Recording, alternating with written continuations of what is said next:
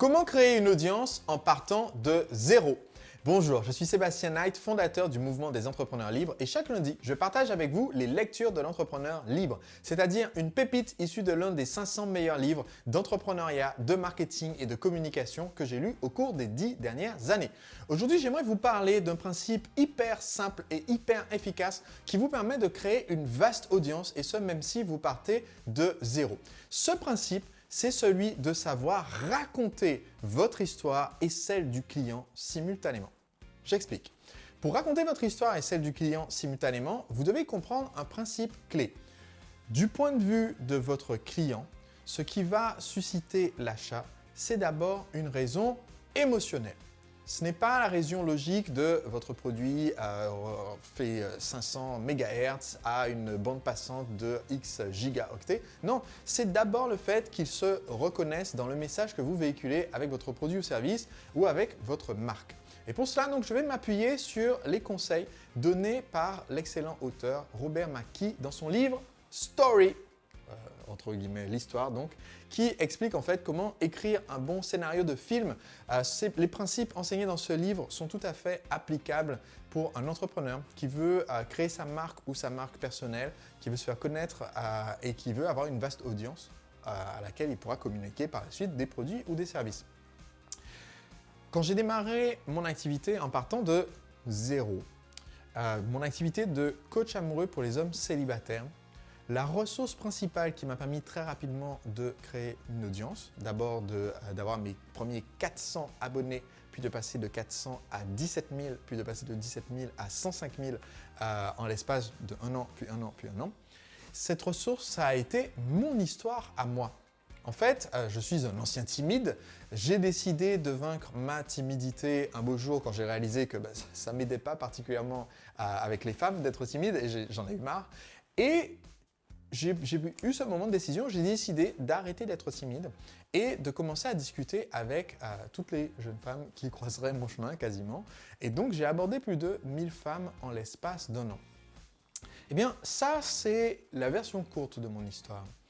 Mais ce n'est pas ce qui a grandi mon audience. Ce qui a grandi mon audience, c'est que je n'ai pas raconté mon histoire après coup, j'ai raconté mon histoire au fur et à mesure. J'ai démarré un blog dès le tout début où je racontais, voilà, je suis un mec timide, j'ai parlé peut-être à 10 femmes dans toute ma vie et sur les 10, il y en a 3 qui sont ma mère et mes 2 sœurs, donc voilà, il reste 7 femmes, voilà. Bref, j'étais un gars timide reclus. Comment est-ce que j'allais sortir de ma bulle? Eh bien, j'ai commencé en fait à raconter toutes mes péripéties sur un blog qui n'existe plus, qui s'appelait Séduction by Night, basé sur mon nom donc.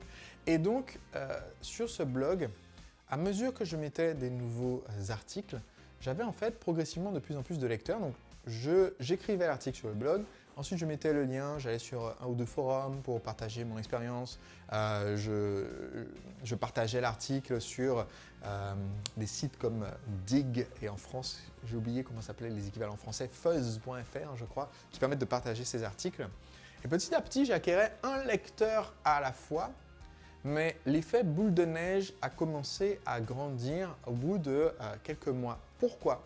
Parce que au lieu de simplement raconter « j'étais timide, je ne suis plus timide, voici la recette magique » et de devenir l'expert de rêve, ce qui serait une histoire hyper chiante, je suivais sans le savoir le modèle expliqué par Robert McKee dans son livre. Le modèle dit que ce qui est intéressant dans une histoire, ce sont les rebondissements.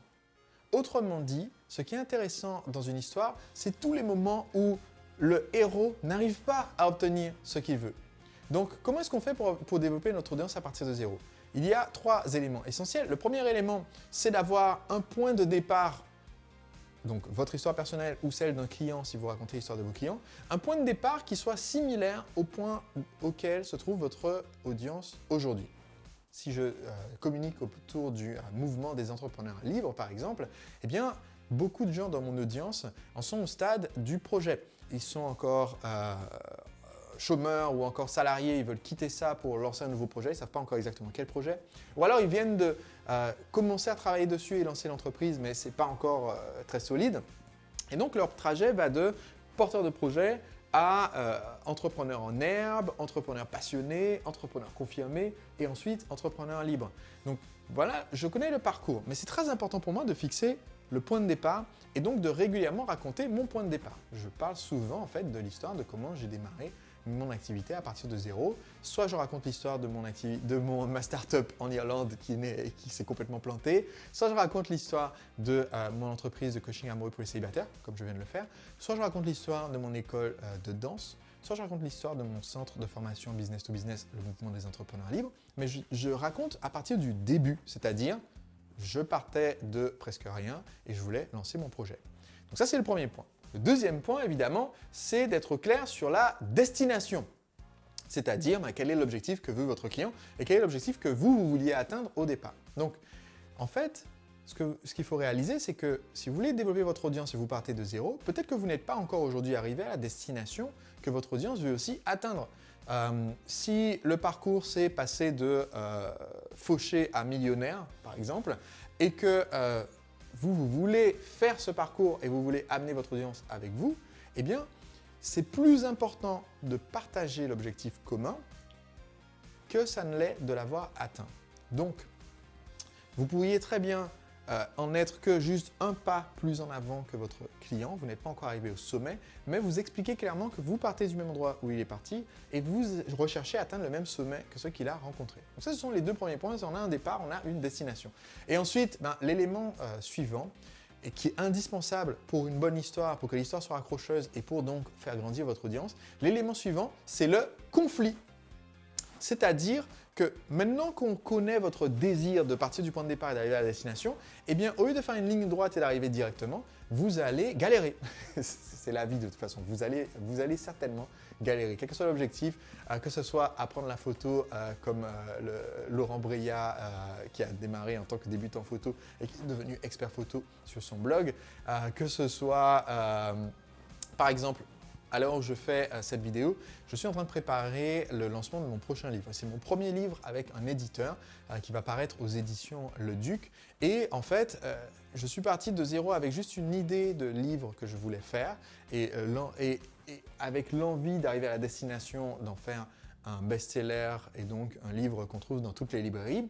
Mais en fait, mon parcours, je ne vais pas attendre d'être arrivé à la fin et de juste dire « Hey les mecs, j'ai sorti un best-seller ». Ce que je fais au contraire, c'est vous montrer tous les moments de conflit et de difficulté. Donc, si vous n'avez pas encore vu cette page web où je répertorie toutes ces étapes positives et négatives de mon parcours, vous pouvez aller sur entrepreneurlibre.com/lancement. Et en fait, c'est une page où je partage en vidéo et en document en fait, les coulisses de ce projet, où j'explique comment j'ai un peu ramé par rapport au fait de trouver un éditeur parce que je ne savais pas à qui m'adresser. Finalement, j'ai trouvé un. J'explique comment. J'explique comment je me suis isolé au Périgord pour pouvoir me lancer sur la rédaction dans un lieu sans Internet pour être forcé d'avancer sur le livre. J'explique en fait chaque étape, les appréhensions et aussi les petits succès. Et donc, en fait, au lieu d'avoir un parcours tout droit comme ça, c'est beaucoup plus intéressant d'avoir ce parcours en dents de scie, qui de toute façon est la réalité, mais de le raconter, y compris les parties où vous avez les moments comme ça, où le moral est un peu en baisse. Donc, il faut comprendre ça. Il faut vous dire, en fait, l'auteur donne un exemple dans son livre, il dit, voilà, imaginez un film où le héros va chez quelqu'un, il monte les marches, il frappe à la porte, et on lui ouvre la porte et on le fait rentrer. Et bien, ce qu'il dit, c'est que, en fait, cette scène-là, on la mettra jamais dans un film hollywoodien parce que c'est chiant à mourir. Le héros veut rentrer, il vient, il frappe, on lui ouvre, on le fait rentrer. Cette scène n'a aucun intérêt, autant directement commencer par la conversation qu'il a tout de suite une fois qu'il est rentré, où on l'engueule et on lui dit de se barrer. Et c'est d'ailleurs le problème sans doute de beaucoup de films français. Il y a beaucoup de scènes comme ça qui servent à rien. Le héros veut partir de chez lui et aller au travail, il prend la voiture, il part de chez lui, il va jusqu'au travail et on vous force à regarder 4 minutes de cette scène où il ne se passe rien. Bon, petite parenthèse, si vous voulez captiver une audience et augmenter votre relation avec cette audience, eh bien, il faut en fait plus concentrer votre temps sur les conflits et comment vous avez surmonté ou pas ces difficultés que sur juste dire j'ai atteint l'objectif et suivez-moi. Si vous faites ça, ça va être très très facile en fait petit à petit de créer cet effet de bouche à oreille et de fidéliser votre audience. Et maintenant, est-ce que vous savez que je sors bientôt un nouveau livre paru aux éditions Le Duc pour vous aider à devenir entrepreneur libre? Après le succès de mon livre Le secret des entrepreneurs libres, eh bien, j'ai signé avec cet éditeur pour lancer un nouveau projet qui s'intitule « Pour les fous qui veulent créer leur entreprise, 57 raisons de ne jamais créer sa boîte et pourquoi vous devriez le faire quand même ». Eh bien, sachez qu'en ce moment, je partage les coulisses de la préparation et du lancement de ce livre. Si vous allez sur entrepreneurlibre.com/lancement, vous allez voir tous les détails de ce qui, je l'espère, sera un best-seller et vous allez voir exactement comment est-ce que je prépare le lancement de ce livre qui a pour vocation de changer la mentalité des Français et des francophones autour de la création d'entreprise. C'est sur entrepreneurlibre.com/lancement.